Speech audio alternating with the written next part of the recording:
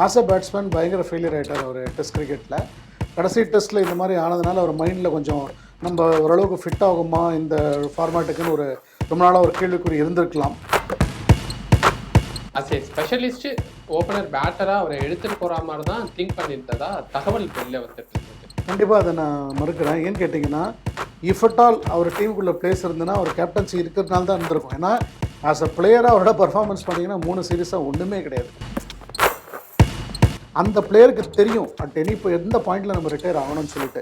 இப்போ அவரோட ஃபார்மை பொறுத்து தான் அவர் டிசிஷன் எடுத்திருப்பாங்கன்னு எனக்கு தோணுது. நம்மளால் கான்ட்ரிபியூட் பண்ண முடியாது டீமுக்கு ஆஸ் அ பேட்ஸ்மேனாங்கிறதுனால. ஃபியூச்சர் அவர் இந்தியன் கிரிக்கெட் பார்ப்பாங்க, இவரோட ஏஜ் பார்ப்பாங்க. இவர் வந்து ஆஸ் அ ஓப்பனர் வேறு. இவர் ஒரு டெஸ்ட்டில் போயிட்டு ஒவ்வொரு இன்னிங்ஸும் ஃபெயில் ஆகிட்டு இருந்தாங்கன்னா இங்கிலாண்டில் போயிட்டு டீம் அப்படியே போயிடும். பட் ரைட் ஃப்ரம் கெரியரே பாருங்கள் சார், ரோஹித் சர்மாக்கு விராட் கோலி அளவுக்கு ஒன்றும் பெருசாக க்ளோரியஸ் பர்ஃபார்மன்ஸ் இல்லையே. எப்போதுமே அவரோட டேலண்ட்டை அவரோட ஃபுல்ஃபில் பண்ணலங்கிற பேச்சு இருந்துகிட்டே இருந்தது. T20 அண்ட் ஒன் டேல ஒன் ஆஃப் த பெஸ்ட் பிளேயர்ஸாக வேர்ல்டுலேயே வந்துட்டார் அவர். டெஸ்ட் கிரிக்கெட்டில் அவருக்கே தெரியும் அவரோட ஸ்டாண்டர்ட் எதிர்பார்த்தாலும் அவரால் சோபிக்க முடியல. T20ங்கிறது மேக்ஸிமம் அவரோட ஆப்பர்ச்சுனிட்டி. இப்போ பாருங்கள், இம்பாக்ட் பிளேயராக தான் ஆடுறாரு. 5 ஓவர் 6 ஓவருக்கு மேலே ஆடணுன்ற அவசியம் இல்லை. இது அப்படி இல்லை. நம்ம இங்கே பேசுறதோட பிளேயருக்கு கிளியராக தெரியும் அவங்களோட ஃப்ளாஸ் எங்கே இருக்குன்னு சொல்லிட்டு. அந்த ஒரு ஃபேக்டர் ரொம்ப பெரிய உந்துதலாக இருந்திருக்கும் அவருக்கு வந்து பர்ஃபார்ம் நம்மளால் பண்ண முடியாதுங்கிற. அதனால் கிரேஷியஸாக அவர் வெளில போகிறாரு. அதுக்கு நம்ம கிரெடிட் கொடுக்கணும் ரோஹித் சர்மாக்கு.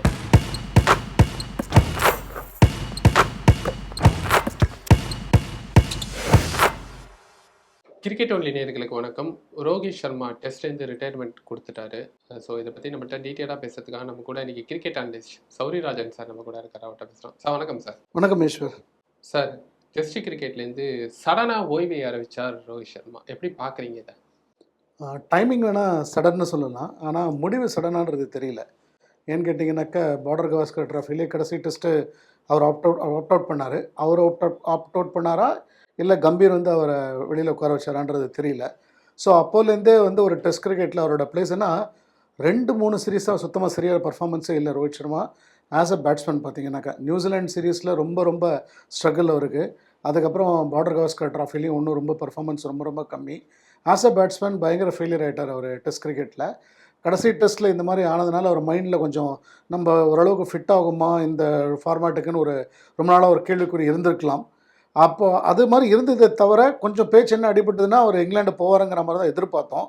பட் மேபி அவரோட பர்சனல் தகவல் என்னன்னா, கம்பீர் கிட்ட இது மாதிரி பேசிட்டு இருந்த போது இது நான் முடிவு பண்ண வேண்டிய விஷயம் இல்லை, செலக்டர்ஸ் கையில் தான் இந்த முடிவு இருக்குது அப்படின்னு ஒரு வார்த்தை சொல்லியிருந்தாரு. செலக்டர்ஸ் வந்து அவரை வந்து கேப்டன்சிலேருந்து ட்ராப் அவுட் பண்ணிட்டு அஸ் ஏ ஸ்பெஷலிஸ்ட் ஓப்பனர் பேட்டராக அவரை எடுத்துகிட்டு போகிற மாதிரி தான் திங்க் பண்ணியிருந்ததா தகவல் வெளில வந்துட்டு இருந்தது. கண்டிப்பாக அதை நான் மறுக்கிறேன். ஏன்னு கேட்டிங்கன்னா, இஃப் அட் ஆல் அவர் டீமுக்குள்ளே பிளேஸ் இருந்ததுன்னா அவர் கேப்டன்சி இருக்கிறதுனால தான் இருந்திருக்கும். ஏன்னா ஆஸ் அ பிளேயராக அவரோட பர்ஃபார்மன்ஸ் பார்த்தீங்கன்னா 3 சீரீஸாக ஒன்றுமே கிடையாது ஆஸ் அ பேட்ஸ்மேன். ஸோ அதனால் வந்து அவர் கேப்டன்சி இருக்கிறதுனால இன்னும் ஒரு அடிஷ்னல் சான்ஸ் கொடுத்து பார்க்கலாமா. ஏன்னா நல்ல கேப்டனாக இருக்கிறதுனால ஒரு ஆஸ் அ கேப்டனாக வேணால் அவருக்கு கொஞ்சம் ஆப்பர்ச்சுனிட்டி கொடுத்துருப்பாங்க. ஆப்வியஸ்லி பேட்டிங்கும் ஆடுவாருங்கிறதுனால. ஸோ பட் அவரோட மேபி இண்டிவிஜுவல் டிசிஷனாக இருக்கலாம். இனிமேலேருந்து நமக்கு ப்ரெஷர் அதிகமாக இருக்கும். இப்போ இங்கிலாந்து போனாக்க மூவிங் பால் ஆடணும், டெக்னிக் எந்த அளவுக்கு ஸ்ட்ராங்காக இருக்குன்னு அவரோட மைண்டில் எப்படி இருக்குது ரிஃப்ளெக்ஸஸ்ன்னு அவர் ஃபீல் பண்ணியிருக்கலாம். எப்போதுமே சார் ரிட்டையர்மெண்ட் வந்து கம்பீரும் அதே பேட்டியில் என்ன சொல்லியிருக்காரு, அப் டு 45 இயர்ஸ் கூட பர்ஃபார்ம் பண்ணலாம், ஏன்னா அவங்களோட திறமை இருந்தால் நம்ம யார் தடுக்க போகிறாங்கன்னு கேட்டிருக்காங்க. அதான் கம்பீர் சொல்லியிருந்தாரு, நீங்கள் பெர்ஃபார்மன்ஸ் பண்ணுறீங்க அப்படின்னா 40 இல்லை 45 வரைக்கும் நீங்கள் என்ஜாய் பண்ணி விளையாடலாம் அப்படின்னு சொல்லியிருக்காரு. அங்கே தான் சார் என்ஜாய் பண்ணின்றது. யார் வந்து தடுத்தா அப்படிங்கிற ஒரு வார்த்தையும் கண்டிப்பாக அதை வந்து எல்லாருக்குமே பொருந்தும். இது ரோஹித் சர்மாவுக்கு மட்டும் இல்லை, இது எல்லாருக்குமே பொருந்தும். ரோஹித் சர்மா என்ன நினச்சிருப்பாருன்னு நான் ஃபீல் பண்ணுறேன்னா, பர்ஃபார்மன்ஸர் எதிர்பார்த்த மாதிரி அவரோட ஸ்டாண்டர்டுக்கும் இல்லை டெஸ்ட் கிரிக்கெட்டில். ஸோ அவர் வந்து மேபி நமக்கு வந்து ஃப்யூச்சரில் போய் இங்கிலாந்து போயிட்டு சோபிக்க முடியுமான்றது பெரிய கேள்விக்குறியாக இருந்திருக்கும் அவருக்கு. அதனால சரி போதும் நமக்கு இந்த ஃபார்மேட்டு, ஏற்கனவே T20 ரிட்டையர் ஆயாச்சு, இந்த ஃபார்மேட் வேண்டாம், ஒன்லி ஒன் டே மட்டும் ஆடிக்கலான்றதை ஃபீல் பண்ணியிருப்பார். அதனால் கண்டிப்பாக இன்னொன்று இப்போ ஆப்பர்ச்சுனிட்டிஸும் யங்ஸ்டர்ஸும் இருக்காங்க நிறைய பேர். அதனால் அவரே ஒரு முடிவு எடுத்துருக்கலாம், தேவையில்லை நம்ம போகிறதுக்கு அப்படின்னு சொல்லிட்டு யோசிச்சிருப்பார். Okay sir. அவர் இந்த முடிவு எடுத்ததுக்கு காரணம் பார்த்தீங்கன்னா அவரோட பெர்ஃபார்மன்ஸை வச்சு சொல்கிறீங்களா, அப்படி இல்லைன்னா கேப்டன்சியை அவர்கிட்ட எடுக்கிறதுனால அவர் வந்து ரிட்டையர்மெண்ட்டை அனௌன்ஸ் பண்ணிட்டாங்க. செலக்டர்ஸ் இது வரைக்கும் அவர்கிட்ட கேப்டன்சி எடுக்கலன்னு சொல்லலை. As a purely on performance as a batsman தான் இப்போ நமக்கு அவரோட கேள்விக்குறி. அவரோட கேப்டன்சியில் ஒரு பிஜிடி கொஞ்சம் ஒரு மாதிரி தோல்வி, நியூசிலாந்து தோல்வி ரொம்ப நாள் கழிச்சு இந்தியாவில் நடக்கிற இது. அதர்வைஸ் வந்து ஆஸ் அ லீடர் அவர் நல்லாவே எல்லாருமே டீமும் அக்செப்ட் பண்ணியிருக்காங்க, செலக்டர்ஸும் அக்செப்ட் பண்ணியிருக்காங்க. அது வந்து ஒயிட் பால்ல ஓகே, ஆமாம். பட் ரெட் பால்ல அது கொஸ்டினபிளா தானே இருந்தது. இந்த 2 சீரிஸ் தானே கொஸ்டினபிள். அதுக்கு முன்னாடி எல்லா மேட்சும் தான் ஜெயிச்சிருக்காங்க. இப்போ அதான் ஒரே அதான் திருப்பி சார், சொல்கிறேன். ஜெயிக்கும் போது இந்த கேள்விகள் எதுவுமே வரல இல்ல. ஆமாம். 2 சீரிஸ் பேக் டு பேக் தோல்வி அடைஞ்சதுக்கு அப்புறமா தானே இந்த மாதிரி ஒரு முடிவுகள் எடுக்கிற கட்டாயத்துக்கு வராங்க இல்ல. தள்ளப்படுறோம். ஏன்னு கேட்டிங்கன்னா ஆஸ் அ பிளேயரா ஒரு captain should lead from the ஃப்ரண்ட்னு சொல்லுவாங்க. ஆஸ் அ பிளேயரா அவரோட பேட்டிங் வந்து கம்ப்ளீட்டாக ஒரு 2-3 சீரிஸாக ரொம்ப அதுவும் பிஜிடியில் டோட்டல் பெர்ஃபார்மன்ஸ் இல்லை, நியூசிலாந்து சீரிஸ்லேயும் பெர்ஃபார்மன்ஸ் இல்லை. சார் இங்கே தான் எனக்கு ஒரு கேள்வி ம் என்னன்னா, அஸ் எ பேட்டரா அவரோட பெர்ஃபார்மன்ஸ் இல்ல, ம். அஸ் எ கேப்டனா அந்த சீரீஸ் அவர் வின் பண்ணி கொடுத்திருந்தாருன்னா மேபி இந்த பேட்டிங்கை பத்தி பெருசா பேசியிருக்க மாட்டோம்ல. அப்படின்னு சொல்ல முடியாது. பேட்டிங் இப்போ வந்து மைக்ரோஸ்கோப் எல்லா ஆங்கிள்லையும் எல்லாருமே அனலைஸ் பண்ணுறாங்க. இப்போ அந்த மாதிரி இல்லை. இப்போ மீடியா இருக்கு. இங்கிலாந்து வந்து நம்ம கூட T20 சீரியஸ் ஹோம்ல இப்போ விளையாடினாங்க. ஆமாம். அதுல பாத்தீங்கன்னா 5 T20 நடந்தது. 5 இதுலயுமே பாத்தீங்கன்னா சூரியகுமார் யாதவ் தான் கேப்டன்சி பண்ணாரு.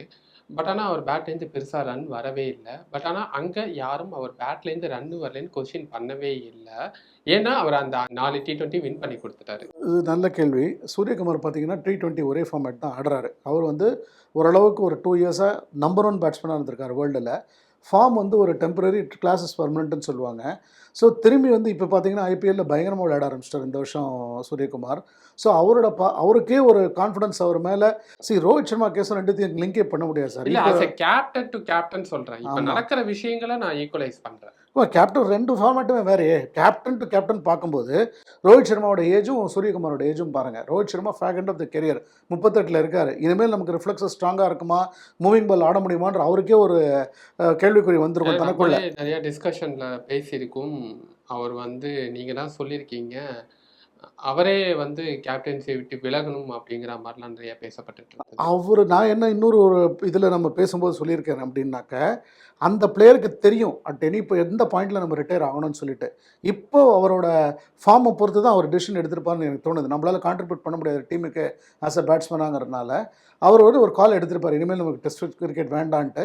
நீங்கள் கேட்ட கேள்விக்கு சூரியகுமார் வந்து ஃபியூச்சர் இன்னும் ஸ்ட்ராங்காக இருக்குது. ஒரு சீரிஸ் ஃபெயில்னா கூட திரும்பி வரலாம். ஸ்டாண்டர்ட் அவர் அவ்வளோ ஹையாக ஒரு 2-3 வருஷமாக வேர்ல்டு நம்பர் 1 T20 செட் பண்ணதுனால இந்த வருஷம் கொஞ்சம் தெய்வு. அது எல்லாருக்குமே ஏற்படக்கூடிய ஒன்று தான். ஆனால் கண்டிப்பாக ஃபார்முக்கு வந்துடுவார். ஏன்னா இமீடியட்டாக அவர் T20யில் இப்போ ஐபிஎல்லில் பயங்கரமாக பெர்ஃபார்ம் பண்ணிட்டார். அடுத்து வரக்கூடிய காலகட்டங்களில் அவர் T20யில் அவர் ஒன்லி T20 தானே ஆடுறாரு. அதனால் அவருக்கு ரொம்ப ஈஸி. சாய்ஸ் எல்லாம் ஒன்றும் கஷ்டமே கிடையாது. இவர் 3 ஃபார்மேட்டும் கேப்டனாக இருந்தார். T20யில் இப்போ தான் ரிட்டையர் ஆனார். அதனால் இவரோட கேள்விக்குறி ரொம்ப அதிகமாக இருக்கும். ஃபியூச்சர் ஆஃப் இந்தியன் கிரிக்கெட் பார்ப்பாங்க, இவரோட ஏஜ் பார்ப்பாங்க. இவர் வந்து ஆஸ் அ ஓப்பனர் வேறு. இவர் ஒரு டெஸ்ட்டில் போயிட்டு ஒவ்வொரு இன்னிங்ஸும் ஃபெயில் ஆகிட்டு இருந்தாங்கன்னா இங்கிலாண்டில் போயிட்டு டீம் அப்படியே போயிடும். ஏன்னா இந்தியா மாதிரி கிடையாது இல்லையா. இந்தியாவில் வந்து பேட்டிங் பாரடைஸாக இருக்க சுவே நம்ம நியூசிலாண்டுக்கு எதிராக சரியாக விளையாடல இந்தியாவில். அப்படி இருக்கும்போது இங்கிலாண்டில் மூவிங் பாலில் போயிட்டு நம்ம ஆஸ் ஓப்பனிங் ஸ்டார்ட் சரியாக கொடுக்க முடியலன்னா டீமோட பேலன்ஸ் ரொம்ப ரொம்ப கஷ்டமாயிடும். ஏன்னா ஐபிஎல்ல நல்ல ஃபார்ம்ல இருக்காரு, நல்ல ஃபார்முக்கு வந்து சார் என்ன சார் நீங்கள் இவ்வளோ கிரிக்கெட் ஒன்லியில் நம்ம இவ்வளோ பேசியிருக்கோம். இந்த ஃபார்மேட் அந்த ஃபார்மேட்டுக்கு சம்மந்தமே கிடையாது. இது வந்து பார்த்தீங்கன்னா சொல்லுங்க சார். ஆமாம் T20யில் பண்ணுறாரு சார்.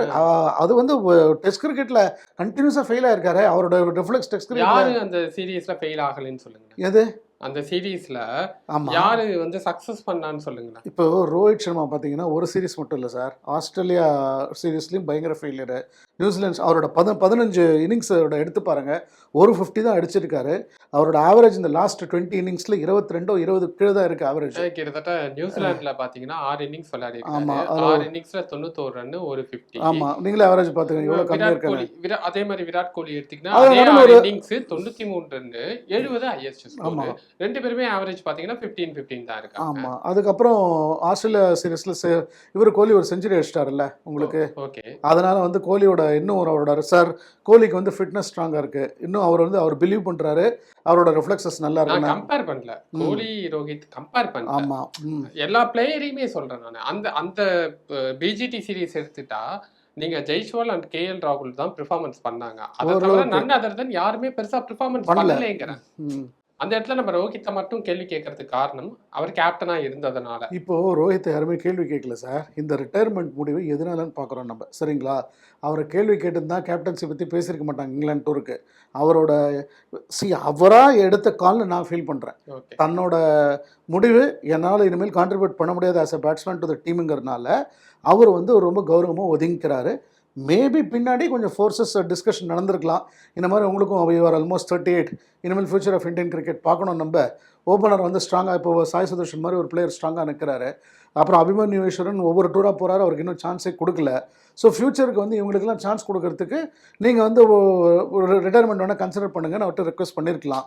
அவரும் வந்து சரி இதுதான் ஒரு ஆப்பர்ச்சுனிட்டி நம்மளும் ஏன்னா இப்போ 10 இன்னிங்ஸ் இந்தியாவில் இது ஆடுறாங்க நடந்திருக்கிற வாய்ப்பு இருக்குல்ல. இருக்கலாம் சார். அதாவது இங்கே உட்காந்து நம்ம எதுவுமே சொல்ல முடியாது. எப்போதுமே ஒரு அதான் நடந்திருக்க வாய்ப்பு இருக்கலாம். வாய்ப்புகள் இருக்கலாம். இல்லைன்னு நான் சொல்லவே இல்லை. ஆனால் அல்டிமேட்லி இதே வாய்ப்புகள் நான் ஏன் இவ்வளோ ஸ்ட்ராங்காக சொல்கிறேன்னா, அந்த எண்டு முன்னாடியே நாளைக்கு ரிட்டையர் ஆக போகிறார் ரோஹித் சர்மான்னு சொல்லிட்டு ஒரு பெரிய பேச்சு ஃபைனல் டெஸ்ட்டில் அடிபட்ட போது ரோஹித் சர்மா ரொம்ப ஸ்ட்ராங்காக ஒரு ரிப்ளை கொடுத்தாரு. அதை நான் தான் டிசைட் பண்ணோம். நீங்கள் 4 கமெண்டேட்டர் உட்காந்து டிசைட் பண்ண முடியாது.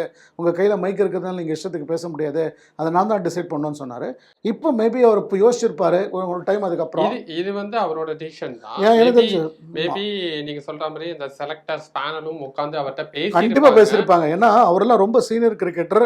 இந்தியாவை இவ்வளோ நாள் லீட் பண்ணியிருக்காரு. அதுவும் கேப்டனா பொறுப்புல ஆமா இருந்திருக்கிற இருந்திருக்காரு. ஒருத்தர். 67 டெஸ்ட் ஆடி இருக்காரு. சும்மா இல்லை சார். 20-25 டெஸ்ட் இல்லை 67 டெஸ்ட் ஆடின பிளேயருக்கு உண்டான ரெஸ்பெக்ட் கொடுக்கணும். ஆஸ் அ கேப்டன் அவர் வெறும் ஆர்டினரி பிளேயராக இருந்தனா ஒன்றும் பெருசாக அவரை கன்சிடர் பண்ணியிருக்க மாட்டாங்க. கேப்டன்சிங்கிறது வந்து ஒரு பெரிய ஃபேக்டர். கேப்டன்சினால நமக்கு எக்ஸ்ட்ரா பெனிஃபிட்ஸ் சிலது இருக்குது. என்னன்னு கேட்டிங்கன்னா நீங்கள் ஃபார்மில் இல்லைனா கூட டீமில் லீட் பண்ணுறதுனால எக்ஸ்ட்ரா சான்சஸ் கிடைக்கும்போது ஃபார்முக்கு வந்துடுவாங்க சில பிளேயர்ஸ்.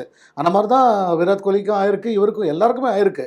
அந்த ஒரு ஃபேக்டர்னால தான் ரோஹித் சர்மாவுக்கு கொஞ்சம் எக்ஸ்ட்ரா ஒரு டைம் கிடச்சிது டெஸ்ட் கிரிக்கெட்டில். பட் ரைட் ஃப்ரம் கெரியரே பாருங்கள் சார் ரோஹித் சர்மாவுக்கு விராட் கோலி அளவுக்கு ஒன்றும் பெருசாக க்ளோரியஸ் பர்ஃபார்மன்ஸ் இல்லையே. அவரோட ஸ்டார்டிங் கெரியர் பார்த்தீங்கன்னா நானும் அப்சர்வ் பண்ணியிருக்கேன். அவருக்கு ஸ்டார்டிங்கில் வந்து விவிஎஸ் லக்ஷ்மண் பீரியட்லேருந்தே யுவராஜ் சிங் அவரோட கூட இருக்கும்போது என்னன்னு பார்த்தீங்கன்னாக்கா அவரால் டீமில் வர முடியல. ஒரு இன்ஜுரினால தான் டீமுக்குள்ளேயே வந்தார். 2013-14 டெஸ்ட் டெபியூ பண்ணாரு. அதுக்கப்புறமா பார்த்தீங்கன்னா 2019 தான் அவருக்கு அகைன் டெஸ்ட்ல வாய்ப்பு கிடைச்சது. நிறையா அவருக்கு வந்து கேப் இருந்த காரணமே வந்து இந்தியன் மிடில் ஆர்டர் ரொம்ப ரொம்ப ஸ்ட்ராங்காக இருந்தது. அவரோட ஸ்லாட் யுவராஜோட தான் கம்ப்ளீட் பண்ணிகிட்டே இருந்தார் அவர் நிறைய ட்ரிப்பு. அவங்களுக்கு இவருக்கு ஏன்னா 2007 வந்துட்டார் சீனில் ரோஹித் சர்மா. எப்போதுமே அவரோட டேலண்ட்டை அவரோட ஃபுல்ஃபில் பண்ணலங்கிற பேச்சு இருந்துகிட்டே இருந்தது. ஆனால் over a period of time என்னென்னா ஒயிட் பால் கிரிக்கெட்டில் T20 அண்ட் ஒன் டேயில் ஒன் ஆஃப் த பெஸ்ட் பிளேயர்ஸாக வேர்ல்டுலேயே வந்துட்டார் அவர். டெஸ்ட் கிரிக்கெட்டில் அவருக்கே தெரியும் அவரோட ஸ்டாண்டர்ட் எதிர்பார்த்தாலும் அவரால் சோபிக்க முடியல. அதனால அந்த ஃபார்மேட்டுக்கு அவருக்கே கொஞ்சம் ஒரு ஸ்லைட் ஒரு டவுட் இருக்கிறதுனால இனிமேல் இந்த ஃபார்மேட் வேண்டாம், இங்கிலாந்துக்கு போனால் திருப்பி நம்ம ஸ்ட்ரகிள் ஆனோம்னாக்கா ஏன்னா எத்தனை ஃபெயிலியர் ஆகிடுச்சு இப்போ இது வரைக்கும் பார்த்தீங்கன்னாக்கா ஃபர்தர் ஃபெயிலியர் வேண்டாம்னு யோசிச்சிருப்பார். அதுதான் எனக்கு தோணுது. ப்ளஸ் செலக்டர்ஸும் பேசியிருப்பாங்க. எல்லாமே சேர்ந்து இந்தியன் கிரிக்கெட்டுக்கு ரோஹித் சர்மா வந்து ஒரு selfless captain, excellent leader sir. அவர் கண்டிப்பாக மனசில் கண்டிப்பா அந்த செல்ஃப்லெஸ் அப்படிங்கிற வார்த்தை கண்டிப்பா ரோஹித் சர்மாக்கு சொல்லி ஆகணும். ஏன்னா பிஜிடில அவர் ஃபார்ம்ல இல்லேன்னு தெரிஞ்சு அவரே டிராப் அவுட் பண்ணிக்கிட்டாரு லாஸ்ட் டெஸ்ட்ல. அதெல்லாம் எவ்வளவு பெரிய விஷயம் கேப்டனா. ஆமா ஆஸ் அ கேப்டனா இந்தியன் கிரிக்கெட்ல அது நடந்ததில்லை. வேர்ல்டு கிரிக்கெட்ல மைக் டென்னிஸ்னு ஒரே ஒருத்தர் பண்ணியிருக்காரு அந்த மாதிரி. அதுக்கப்புறம் ரோஹித் சர்மா தான் நான் இப்போ எனக்கு தெரிஞ்ச கிரிக்கெட் நாலேஜில் பார்க்குறேன். ஸோ கண்டிப்பாக டீம் தான் ஒரு ஃபஸ்ட்டு ப்ரையாரிட்டி கொடுப்பாரு. இன்னொன்று முன்ன மாதிரி இப்போ இருக்கிற கோச்சு கிடையாது. இப்போ இருக்கிற கோச் வந்து ரொம்ப பயங்கர ஸ்ட்ரெயிட்டு. தப்போ வாங்கோ எதுவாக இருந்தாலும் மூஞ்சிக்கு நேரம் பேசுகிறாரு, ஃப்ராங்காக அடிச்சிடுறாரு. அவருக்கும் ரோஹித்துக்குமே அந்த பிஜிடிலேயே கொஞ்சம் சரியாக டேர்ம்ஸ் இல்லை. அஸ்வின் ரிட்டையர்மெண்ட்லேருந்தே டேர்ம்ஸ் சரியாக இல்லை. கடைசியில் வந்து அவர் ரிட்டையர் ஆகணும்னு சொன்னதாக ஒரு பெரிய கேள்வி இருக்குது. ஸோ எல்லாமே சேர்ந்து பார்த்துருப்பாங்க. சரி இனிமேல் ஆப்பர்ச்சுன் மூமெண்ட் நமக்கு சரியாக வராதுங்கிறனால ஒரு கால் எடுத்திருக்காரு அவர். மேபி கம்பீர் கோச்சா வந்ததுக்கு அப்புறமா நிறையா ஸ்ட்ரகிள் பண்ணுறாங்களோ இந்தியன் டீம். இப்போதைக்கு சொல்ல முடியாது சார். அந்த விஷயத்தை அப்படியும் பார்க்கலாம் சார். நம்ம ஏன் நான் சொன்னது தான் சார். ஜெயிச்சா கோச்சுக்கு பயங்கரமாக இப்போ எல்லாருமே என்டையர் டீம் கிரெடிட் எடுத்துக்கும். தோத்தா உடனே கோச் மேலே போட முடியாது சார். கேப்டனுக்கும் கண்டிப்பாக யாரும் இல்லைன்னு சொன்னால் நமக்கு நல்லா புரிஞ்சுக்கோங்க. இது வரைக்கும் நீங்க அப்படி சொல்றீங்க. அதேதானே ஆஸ் எ கேப்டனுக்கும் அதே தான். கண்டிப்பாக ஈஸ்வர் நல்லா தெளிவாக சொல்கிறேன் நான். புரிஞ்சுக்கோங்க. ரோஹித் சர்மாவை ஆஸ் அ பேட்ஸ்மேனாக தான் நான் இத்தனை நேரம் டிஸ்கஸ் பண்ணியிருக்கேனே தவிர அவர் கேப்டன்சி பற்றி ஒரு வார்த்தை கூட பேசலை. நான் வந்து ஆஸ் அ பேட்ஸ்மேனாக தான் பியூராக பேசிகிட்டு இருக்கேன். அவரோட பெர்ஃபார்மன்ஸ் சரியில்லை இந்த ஒரு லாஸ்ட் 3-4 சீரீஸ். கேப்டன்சியில் மேட்சை வின் பண்ணி கொடுத்துருந்தா அந்த பேட்டிங்கும் பெருசாக பேசியிருக்க மாட்டோங்கிறது நான் சொல்கிறேன். இல்லை இது வந்து கண்டிப்பாக வந்து ஒரு பாயிண்ட்டுக்கு மேலே ஒரு ஏஜிங் பர்சன். நீங்கள் இதே வந்து ரோஹித் சர்மா ஒரு 27 வயசாக இருந்து 29 வயசாக இருந்து கேப்டன்சி இந்த ஸ்ட்ரகிள் இருந்ததுன்னா கண்டிப்பாக இன்னும் 3 டூர் கூட சான்ஸ் கொடுத்துருப்பாங்க. 38ன்ற போது ஃப்யூச்சரை பார்ப்பாங்க. அவரோட ரிஃப்ளெக்ட் சார் பிளேயருக்கு தெரியும் சார். அவரோட ஒன் டே கிரிக்கெட்டுங்கிறது T20ங்கிறது மேக்ஸிமம் அவரோட ஆப்பர்ச்சுனிட்டி. இப்போ பாருங்க, இம்பாக்ட் பிளேயராக தான் ஆடுறாரு. 5 ஓவர் 6 ஓவருக்கு மேலே ஆடணுன்ற அவசியம் இல்லை. இது அப்படி இல்லை. அதுவும் இங்கிலாண்டில் கண்டிஷன்ஸ்லாம் மூவிங் பால் எப்படி வேணாலும் மூவ் ஆகும். ஐ மீன் அவரோட வீக்னஸ் பார்த்தீங்கன்னா outside off step feet move ஆக மாட்டேங்குது இப்போ முன்ன மாதிரி இல்லை. அதனால் பிளேயர் நம்ம இங்கே பேசுறதோட பிளேயருக்கு கிளியராக தெரியும் அவங்களோட ஃப்ளாஸ் எங்கே இருக்குன்னு சொல்லிட்டு. அந்த ஒரு ஃபேக்டர் ரொம்ப பெரிய உந்துதலாக இருந்திருக்கும் அவருக்கு வந்து பெர்ஃபார்ம் நம்மளால் பண்ண முடியாதுங்கிற. அதனால் கிரேஷியஸாக அவர் வெளில போகிறாரு. அதுக்கு நம்ம கிரெடிட் கொடுக்கணும் ரோஹித் சர்மாவுக்கு. ஏன்னு கேட்டிங்கன்னா, இன்னொன்று ரொம்ப பெரிய பிளேயர்ஸ் எல்லாம் இந்த மாதிரி ஸ்டேச்சரில் இருக்கிறவங்கலாம் செலக்டர்ஸே என்ன பண்ணுவாங்கன்னா கூப்பிட்டு சொல்லிவிட்டு நீங்களே கொஞ்சம் பார்த்து ரிட்டையர் ஆகிடுங்க, ஏன்னா அனாவசியமாக திருப்பி போய்ட்டு ஸ்ட்ரகிள் ஆகிட்டு நாங்கள் ட்ராப் பண்ணால் நல்லா இருக்காதுன்றதுனால அவங்களே ஒரு கால் எடுத்து ரிட்டையர் ஆகிடுவாங்க. அப்படி தான் இங்கே நடந்திருக்குன்னு நான் பார்க்குறேன். ரோஹித்தோட சக்ஸஸாக என்ன பார்க்குறீங்க நீங்கள்? சக்ஸஸ்ன்னு பார்த்தீங்கன்னாக்கா அவரோட லீடர்ஷிப் குவாலிட்டி சார். அவர் வந்து எக்ஸலண்ட் டீம் மேன். விராட் கோலியோட கம்பேர் பண்ணும்போது இவர் நான் பெட்டர் கேப்டனாக பார்க்குறாரு. நம்பர்ஸ் வேணால் வந்து விராட் கோலிக்கு ஃபேவரபுளாக இருக்கலாம். ஆனால் டீமை ஜெல் பண்ணி கொண்டு வருது அதெல்லாம் பார்த்தீங்கன்னாக்கா ரோஹித் சர்மா வந்து ஒரு நல்ல மிகப்பெரிய பங்காற்றிருக்காரு. அதில் நம்மளோட டீம் இப்போ வந்து ஐசிசி ட்ராஃபியை ஜெயிக்காத பட்சத்தில் T20 world cup, ICC champions trophy எல்லாத்துலேயும் நல்ல தலைமையில் லீட் பண்ணியிருக்காரு.